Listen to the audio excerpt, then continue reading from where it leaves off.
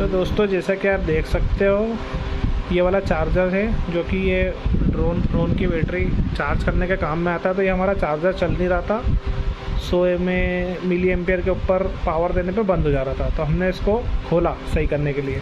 तो आपको पता है इसके अंदर क्या निकला?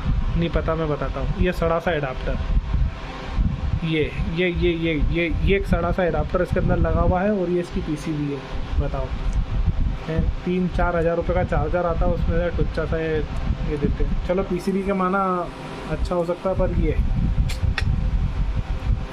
घंघोर चूतिया था। 2 वे टेप से चिपका रखा उसको, और हमें पूरा यकीन है कि यही ख़राब हुआ होगा। अभी हम इसको बदल के सही करके और एक और वीडियो में आगे अपडेट करेंगे।